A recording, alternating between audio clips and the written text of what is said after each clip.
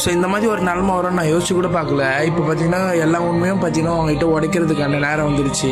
அது என்னன்னு தானே கேட்குறீங்க. ஸோ அதுக்கு முன்னாடி மறக்காமல் ஃபாலோ பண்ணி வச்சுக்கோங்க. இந்த வீடியோ முடிகிற எண்டில் கண்டிப்பாக நீங்கள் ஃபாலோ பண்ணியிருப்பீங்கன்னு நான் நம்புகிறேன். ஓகே, இப்போ அந்த உண்மையை பார்த்தீங்கன்னா உங்கள் எல்லாருக்கிட்டையும் நான் சொல்கிறேன். ஸோ கிட்டத்தட்ட 4 வருஷமாக பார்த்தீங்கன்னா கரெக்டாக லாக்டவுன் ஸ்டார்ட் ஆகிறதுக்கு முன்னாடி லாக்டவுன் ஸ்டார்ட் ஆன பார்த்தீங்கன்னா கேம் நல்லாவே நம்ம கேம் ட்ரெண்டில் இருந்துச்சு, நல்லா பீக்கில் இருந்தது கேமு. ஸோ அப்படியே ஆட ஒரு வருஷம் கழிச்சு பார்த்தீங்கன்னா ரைஸ் ஸ்டார்னு ஒருத்தர் வந்திருப்பாரு. அவர் எல்லாரையும் உங்களுக்கு தெரிஞ்சிருக்கும்.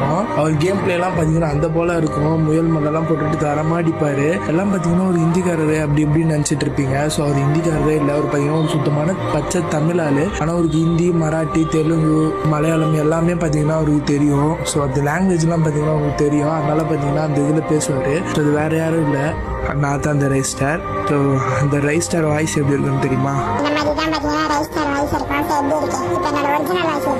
இதுதான் பார்த்தீங்கன்னா என்னோட ஒரிஜினல் வாய்ஸ். இது வரைக்கும் பார்த்தீங்கன்னா என் ஃபேஸ் யாருமே நீங்கள் பார்த்ததில்லை. எப்படியாவது பார்த்தீங்கன்னா இந்த ஒரு ரீல்ஸுக்கு ஒரு 1K கமெண்ட் வரட்டும், ஃபேஸ் ரிவீல் உண்மையாகவே நான் தான் ரைஸ் ஸ்டார். அதுக்கு நான் ப்ரூஃபும் பார்த்தீங்கன்னா தெரியல, நான் அப்லோட் பண்ணுறேன்.